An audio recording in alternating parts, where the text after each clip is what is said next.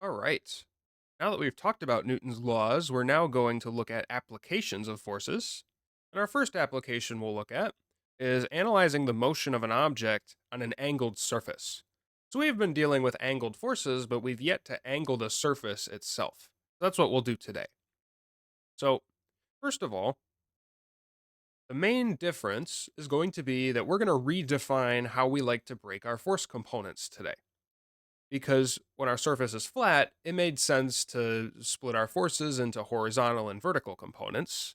But for a ramp, horizontal and vertical, well, that doesn't really align nicely with this ramp. So what we do instead is we're going to define our new coordinate systems as working down slash up the ramp, which we call the parallel to the ramp axis, or out and into the ramp, which we call our perpendicular to the ramp axis.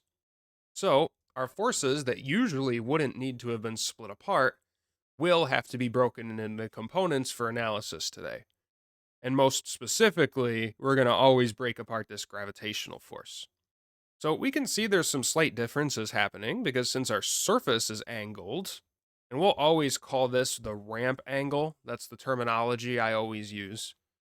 Since our surface is angled and the normal force points out of the surface, normal force doesn't point straight up anymore. It'll always be angled.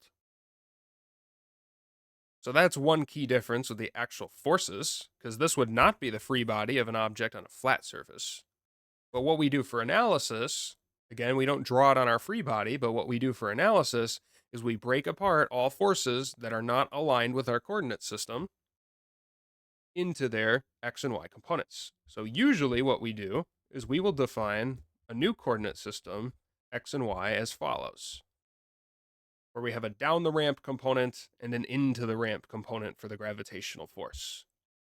So notice these are not the actual forces exerted on the object, right? These are just how we represent the components of that. And we know it is the actual gravitational force because if we tip to tail it, the two components, they do end up pointing straight down.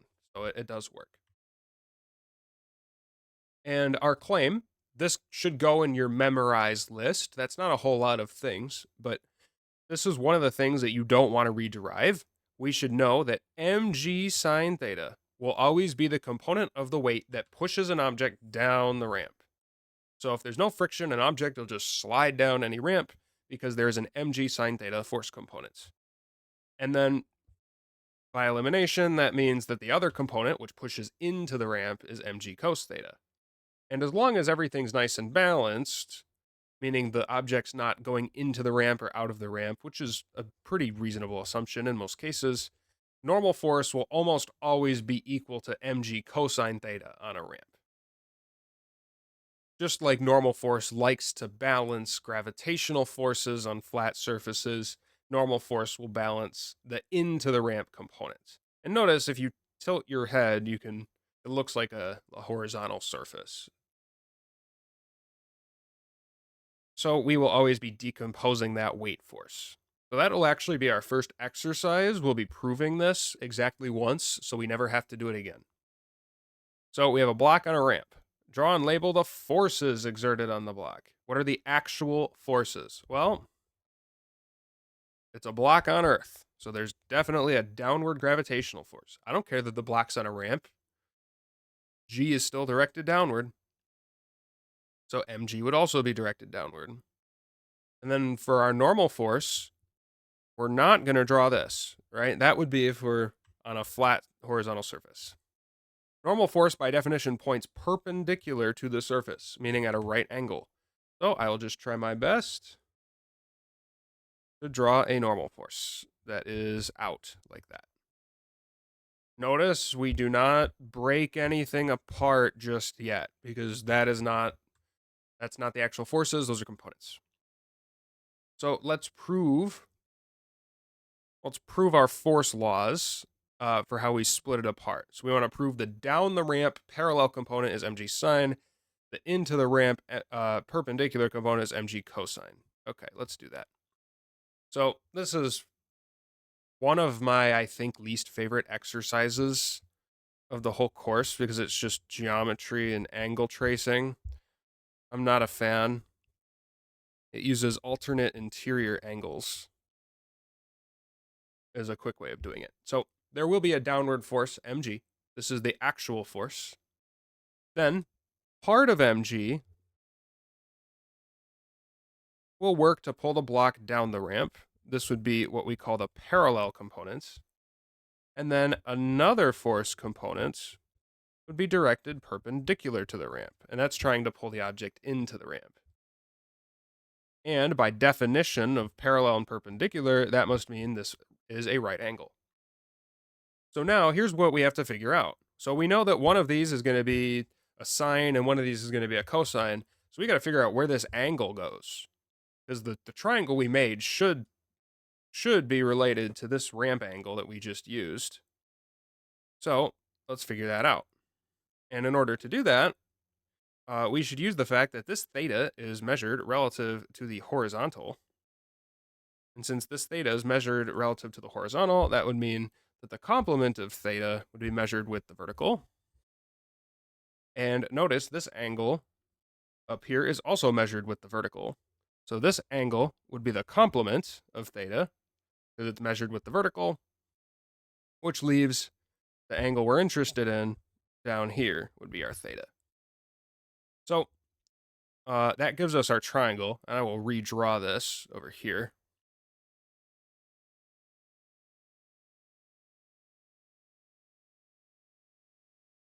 This is sort of what we had. So we had mg, we had the parallel force component, and we had the perpendicular force component, and we said our angle theta goes here. So we can see that the parallel component is opposite. We can see this is opposite of theta. So this means F parallel would be equal to mg times sine theta.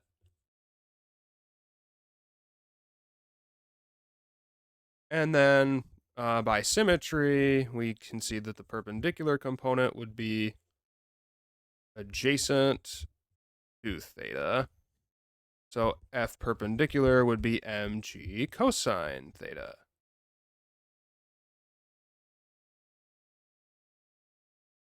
So now we can go ahead and find the acceleration of the block, because now we can make ourselves a component body. So for our ramp, the component body will always look like this, where we have our components are just going to be parallel and perpendicular to the ramp.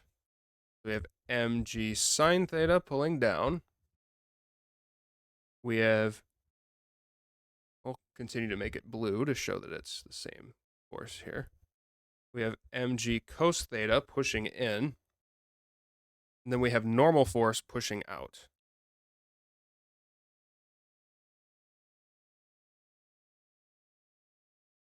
So to maintain the balance of not getting pushed into the ramp, we see that normal force equals mg cosine theta, but then mg sine theta is unbalanced. So the net force would be given by, of course, our usual expression, help minus hurt. There's nothing opposing the motion of the block. It's just mg sine theta that's pushing it down. And then by Newton's second law, acceleration is net force divided by mass, so we just take out the m from that, and we get g sine theta.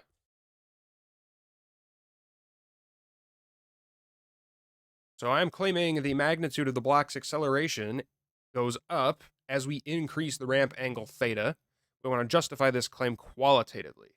Now, we can see it quantitatively because as sine theta goes up as theta goes up, so a goes up. So how are we going to justify this qualitatively? Well, think about our diagram. What is causing our acceleration? It is a component of the weight force.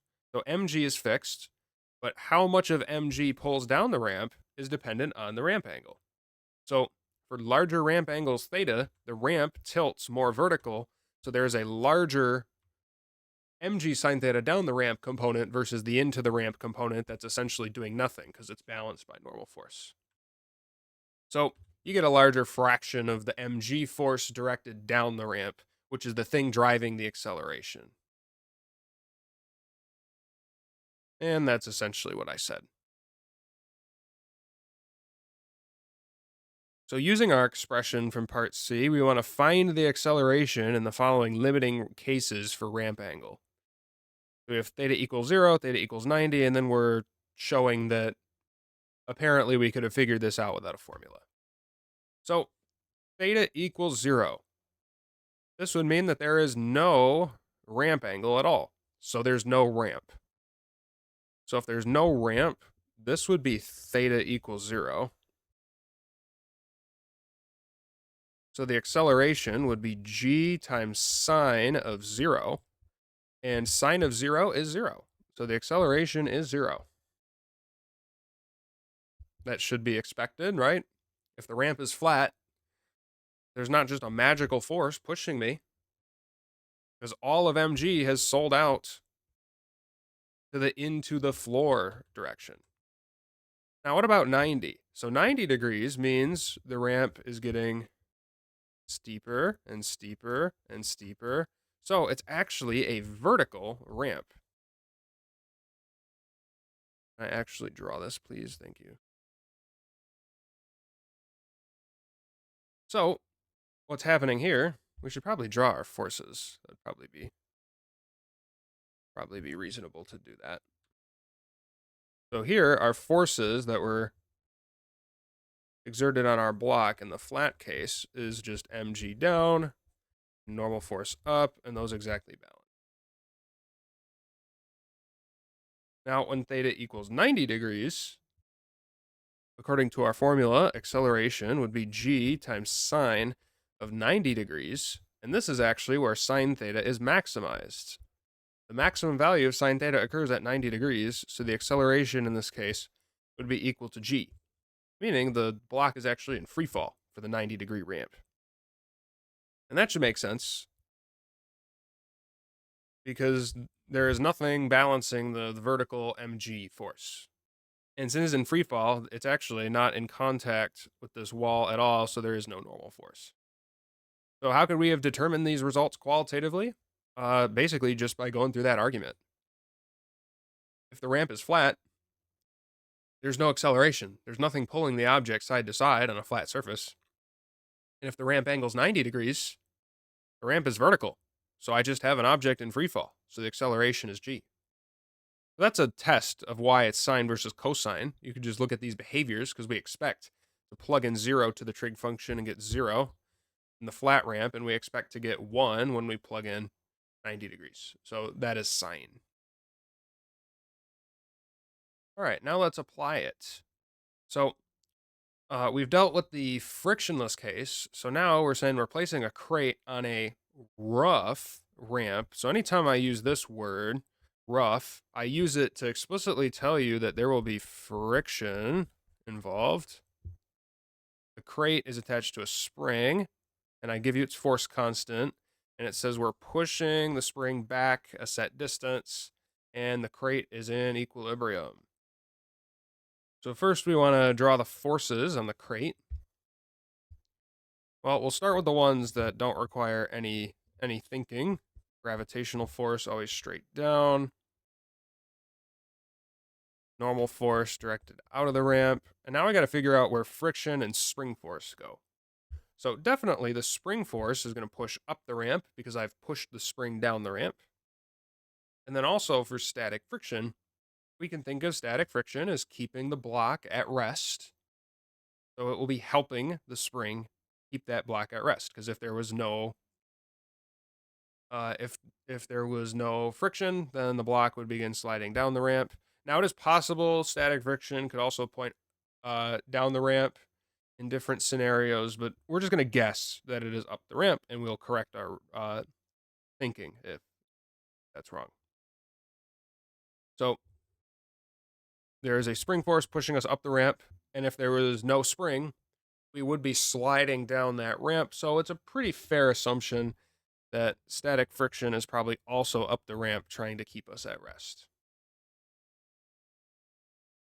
All right, before we do any physics, we just want to calculate the ramp angle. So the ramp angle theta, well, it's our tied and true friend 435 triangle. So we'll just use tangent here. So tangent theta is 3 over 4, opposite over adjacent. So theta is inverse tangent of 3 over 4, making that 37 degrees. And I know that because that's the 345 angle. Of course, just use your calculator. I also know that because since 3 is smaller than 4, that means that this is a longer triangle than it is tall, so I should be less than 45. 53 degrees would be the other one. All right, let's calculate everything. Component of the crate's weight force directed down the ramp. Well, that's just the parallel weight component, which we said is always mg sine theta.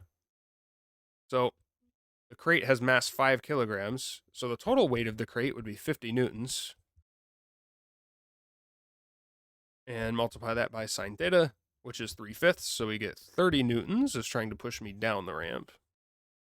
Then into the ramp would be that other component, the perpendicular weight component, mg cosine theta. So that's going to be 40 by symmetry, but just to write it out, is cosine 37 degrees is 4/5.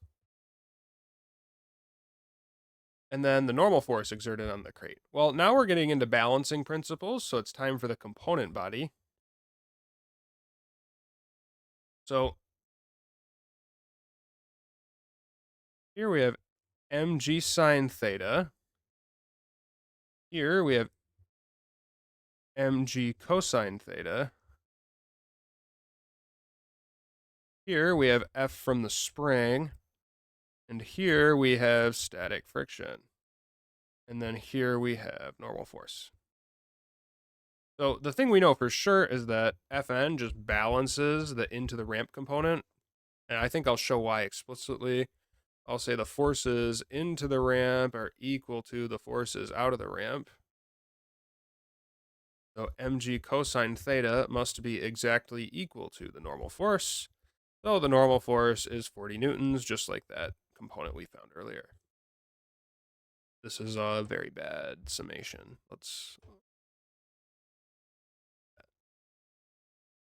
All right, what is the force exerted on the crate by the spring? Well, it is a spring, so we can use Hooke's law. No negative, because I just want the magnitude. The force constant was 40 newtons per meter, and we're extended 0.25 meters. Or compressed, rather. So that would be 10 newtons of spring force. So what will be our static friction force then? Well, our force of static friction we see is helping the spring keep this block at rest. So the up the ramp forces must exactly balance the down the ramp forces. Up the ramp, we have the combined efforts of the spring force and static friction. And down the ramp, we have mg sine theta. We don't know static friction, but we said the spring force was 10 newtons and mg sine theta was 30 newtons. So the static frictional force is therefore 20 newtons. Now that we know static friction's value, we have to calculate the minimum static friction coefficient we need to keep that crate at rest in this situation. So if static friction is working its hardest, that would mean that the value of static friction is equal to Fs max at this point. So we're going to set our static friction value equal to mu s times the normal force. So we said that our static friction force was 20 newtons. We don't know mu s, and the normal force is not the weight of the crate, it was just that component, mg cos theta, for balancing reasons, so 40 newtons. So we get a nice clean answer of the required static friction coefficient is at least 0.5 nothings. Now, if it's greater than 0.5, that's okay. The static friction force will still be 20 newtons. We're just saying this is the lowest the coefficient can be before the frictional force cannot generate the 20 newtons required to keep the block at rest. All right, now let's take away the friction. Indicate whether the required compression of the spring increases, decreases, or remains the same in order to keep the crate at rest. Well, if we look at our forces, we see that static friction is helping us balance mg sine theta. So if I take away the friction, the green spring force arrow would have to get longer. So the compression would have to increase because larger spring force results from larger compression. So I need more spring compression in the frictionless case because friction is helping balance that mg sine theta. So without friction, the spring by itself must balance the parallel weight component. So you need a greater compression because you need a greater spring force. And let's just verify this explicitly.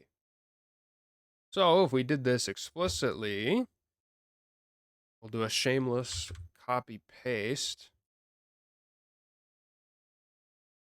So we're taking away friction. And that means that mg sine theta must be completely balanced by the spring force. So our spring force must completely balance mg sine theta. And spring force is k delta x.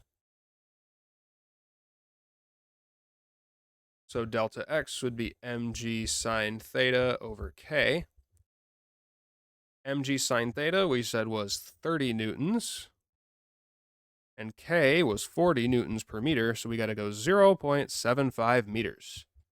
And it was originally 0.25 meters. So it makes sense that we got a bigger answer. Scoot this over a bit.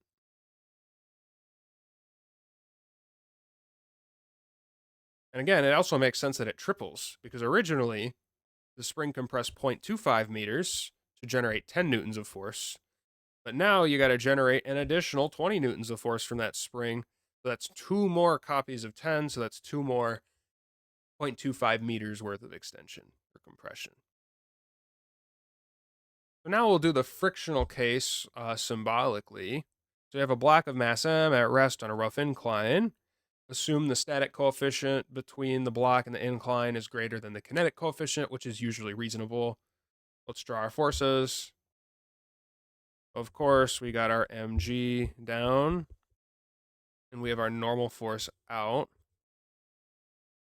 The bad arrow.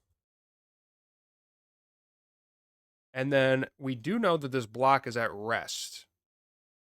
So if this block is at rest, there's a static friction force. If there is no static friction, the block would begin sliding down the ramp, so there will be a frictional force up the ramp. I think I made it purple last time. Let's keep that.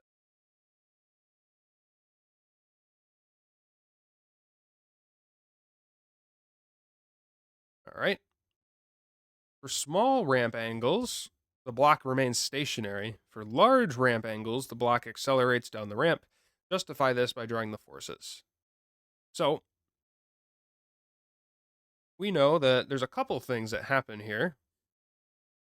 We know that the parallel component is what's trying to pull me down the ramp, and that's mg sine theta. But the thing that's keeping me at rest is static friction, which is no larger than static friction coefficient times normal force.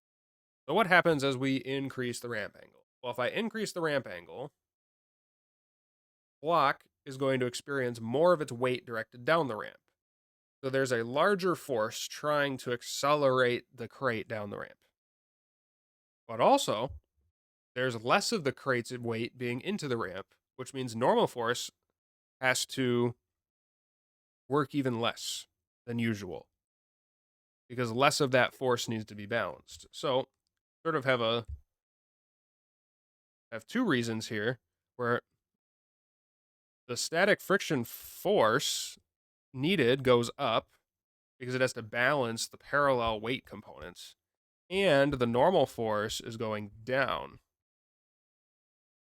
due to the steepening of the ramp. So for both of those reasons, if the ramp angle gets high enough, static friction can no longer support support the down the ramp component. So static friction has a max value. As ramp angle increases, the parallel weight component increases and normal force decreases. As a result, the max value of static friction is decreasing, whereas the required value of static friction is increasing, so eventually you get motion. At a ramp angle theta move, the block begins to move. Drive an expression for the coefficient of static friction in terms of theta move. So, I always need to remember which way the ramp is for these. All right, so here's the ramp.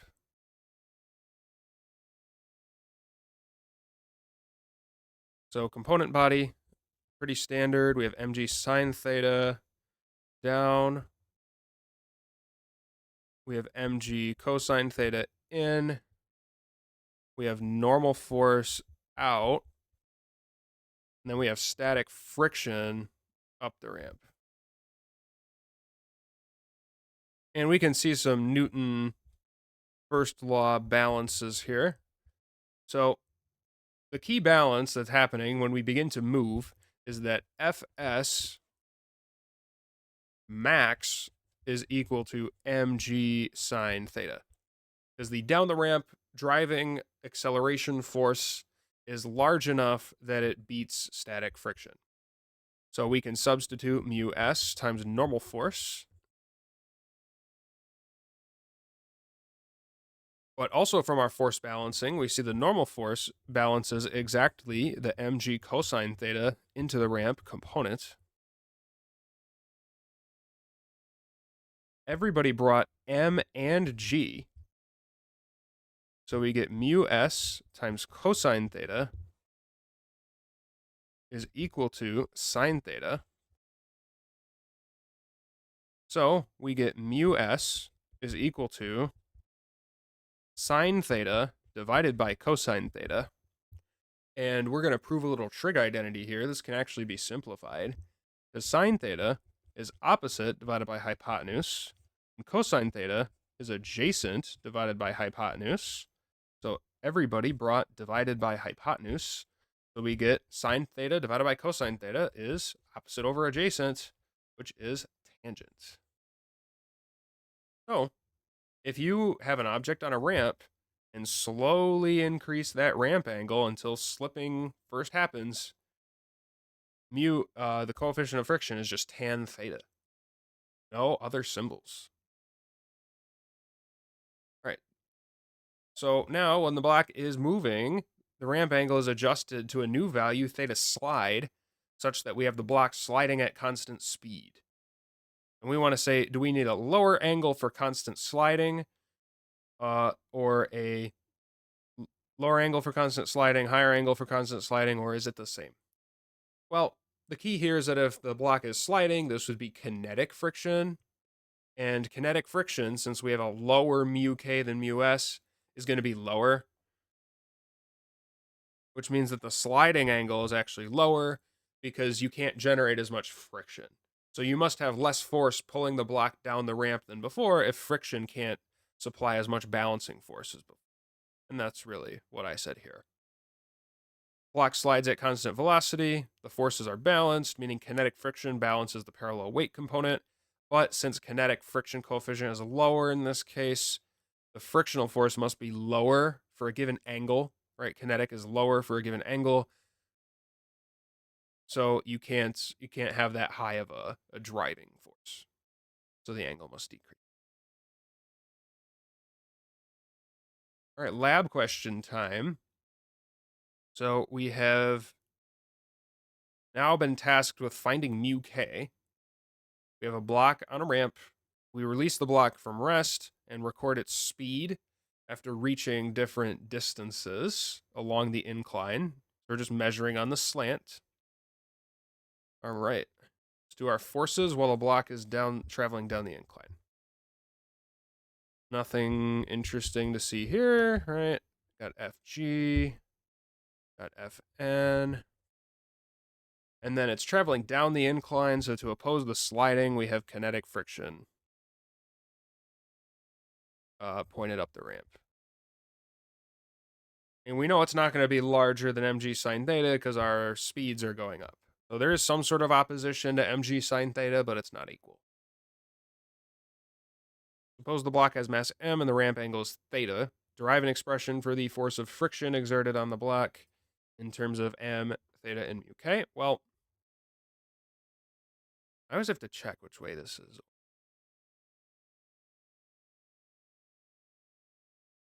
Well, our frictional force, it's going to be a pretty familiar value because we see that on these ramps, you'll see a lot of patterns emerge on what forces are doing what and what is balancing what. So we can see from our force balance that we get the usual normal force balances the perpendicular component idea. So we just want the frictional force, and kinetic friction is a set value of just mu k times normal force. So it's just mu k times mg cosine theta.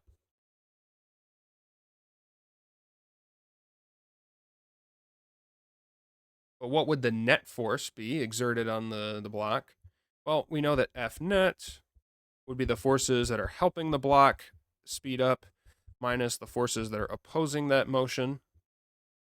So the block is being sped up by mg sine theta, and it is being hurt by friction, which we said was mu times normal force. So this is our net force. So what would be the acceleration of the block? Well, acceleration is easy because we just found net force.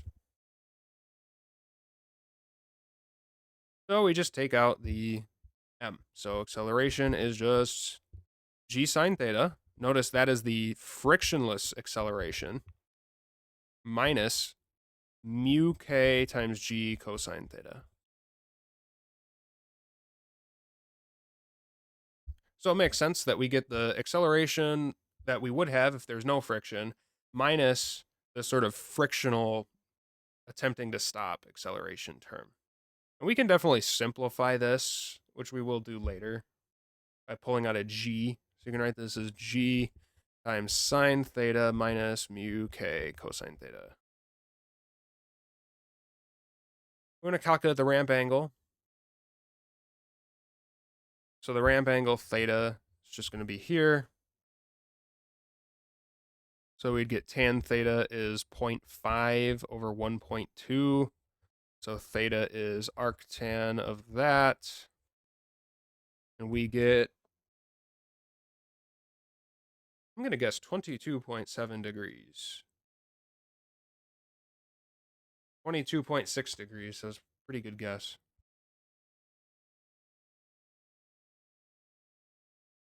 So we said tan theta was going to be equal to 0.5 over 1.2, so theta was inverse tangent of that, which was 22.6 degrees.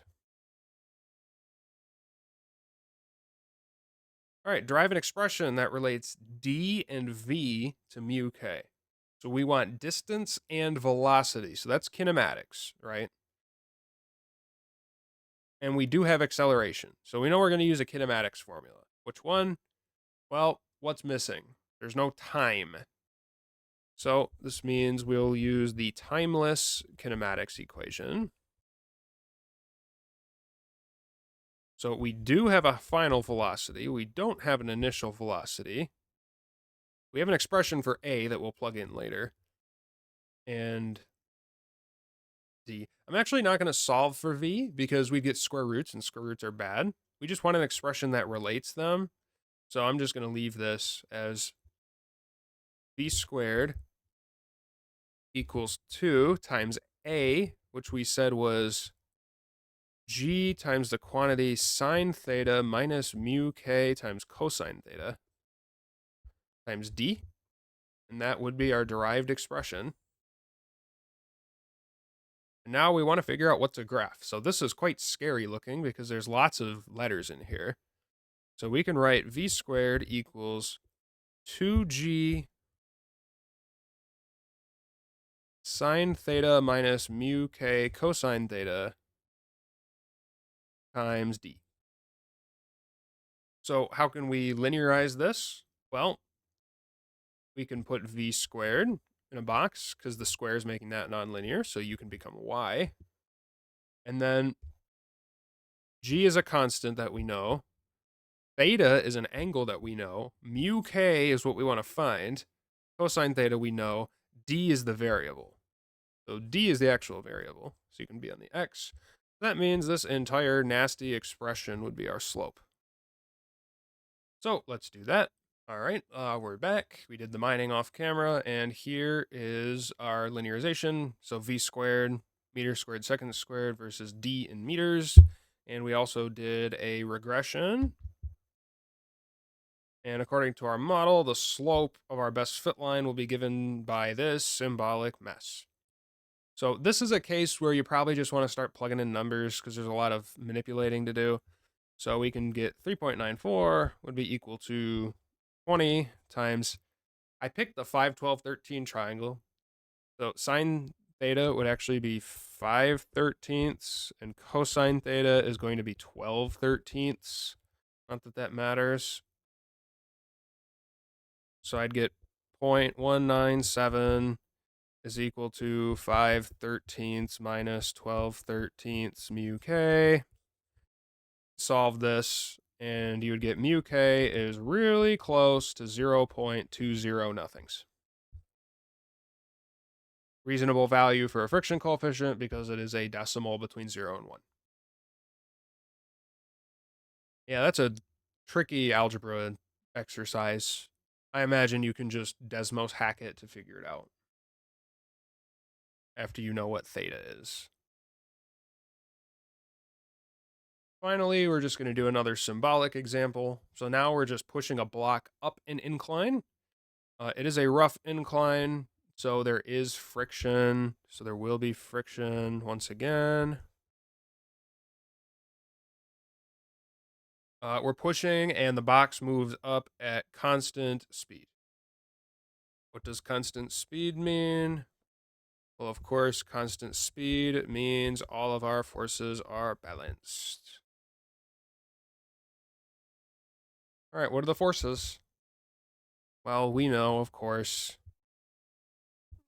gravitational force down, normal force out. We're pushing up the ramp. So if the block is being pushed up the ramp, the block is sliding up the ramp. So to oppose the sliding, kinetic friction points down the ramp. So now for our component body, just to really visualize what we have going on here, we start with our usual suspects. Mg sine theta down, mg cosine theta in, normal force out to balance. And those work. And then we're pushing up the ramp. So we have an up the ramp pushing force. And then we have a down the ramp kinetic friction force. So if we do our force balancing equation here, we see that the force F must do two things. The up the ramp forces must equal the down the ramp force. So we see the force F must do two things. First, we must beat the mg sine theta component of the weight. And then also we need to counter the kinetic friction force. Kinetic friction is just mu times normal force. And the normal force in this case is, as per usual, mg cosine theta. So this formula should make sense why it looks like this for this derivation, because we have to balance mg sine theta, which is the down the ramp component, and the frictional force down the ramp. All right, so now we have a little bit of an extension. This is more of a physics C problem, but it's good for AP1 also. So now we're applying a force F, except it's horizontal instead of aligned with the ramp.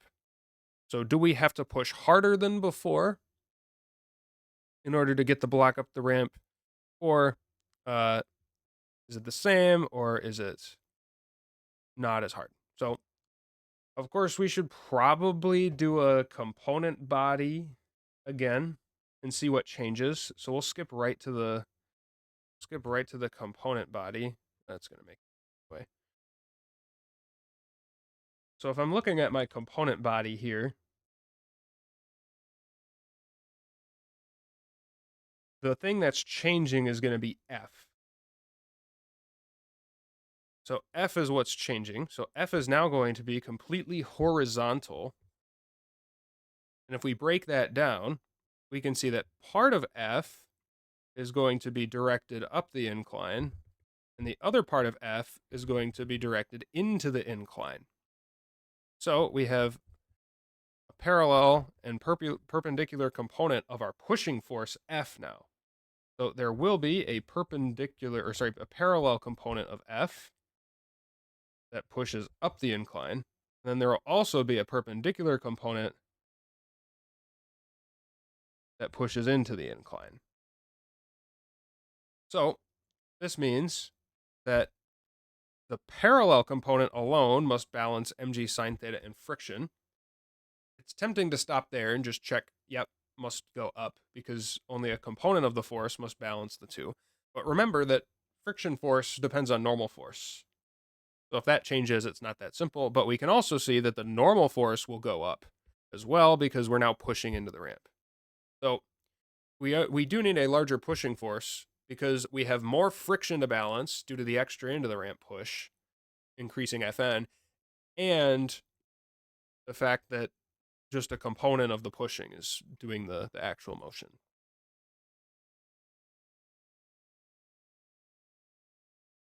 I should have to say that the frictional force also goes up. I'm going to add that line. I think that's necessary. All right, what are the forces in this new scenario?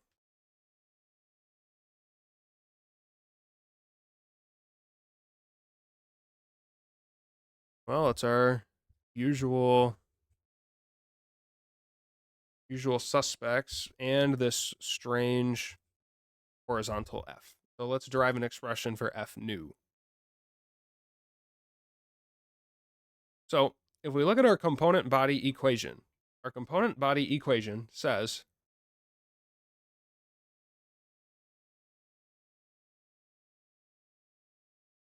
that the parallel component of F must balance mg sine theta plus the kinetic frictional force. And of course, we do know that mg sine theta is that down the ramp component, and frictional force is mu times normal force. But normal force is actually not just mg cosine theta now, because there's an extra force directed into the ramp. So this means the normal force has to balance mg cosine theta and the perpendicular to the ramp force component. So now let's figure out what those are using trig. So if we go back up here to our original picture, we'll see that we can decompose this into a into the ramp component and an up the ramp component. Into the ramp and up the ramp.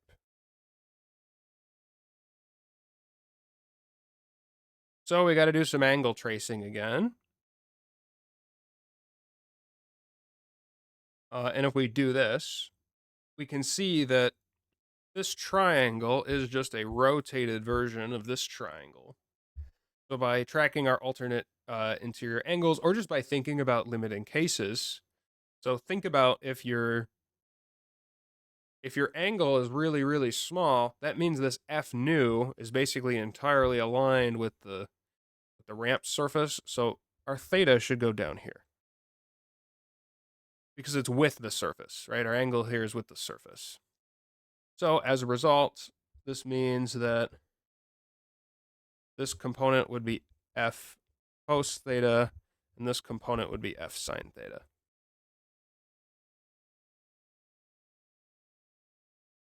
So now that we've split, we can go over here.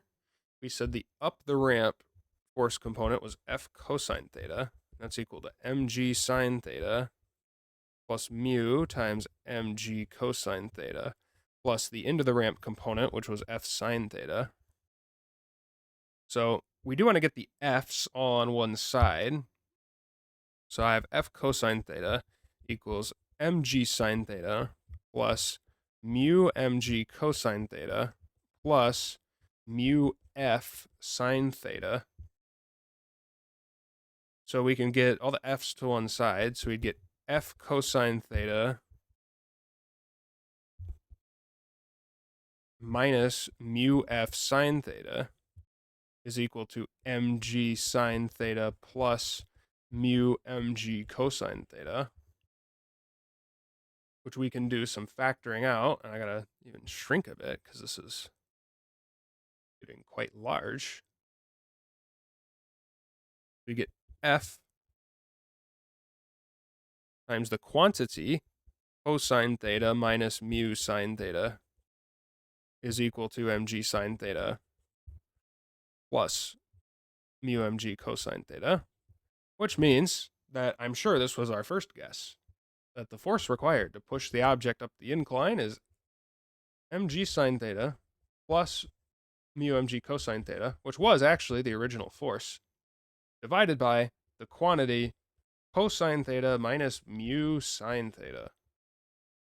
Absolutely disgusting. Very gross indeed. So that is that. Apparently, we're not done.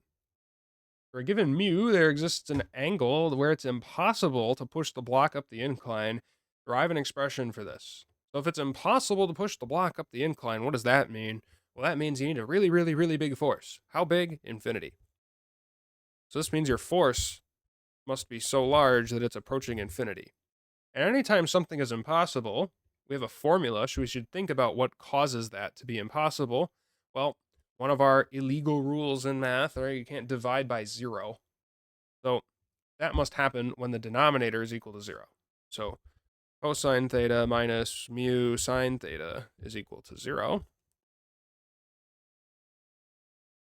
So this means that cosine theta would be equal to mu sine theta, which means that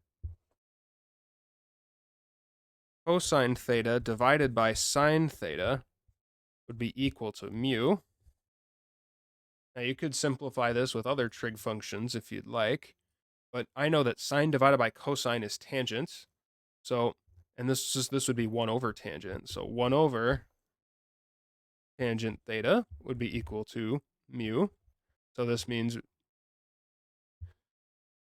tan theta would be equal to 1 over mu, or theta would be inverse tangent of 1 over mu. Wow. Last thing we'll do is we'll sketch the graph on this interval. So what will this look like? Well, if theta is 0, there is no ramp, which means I only have to beat kinetic friction. So there will be a non-zero initial value. Should just be mu mg. There's no angle. And then it's infinity force up here.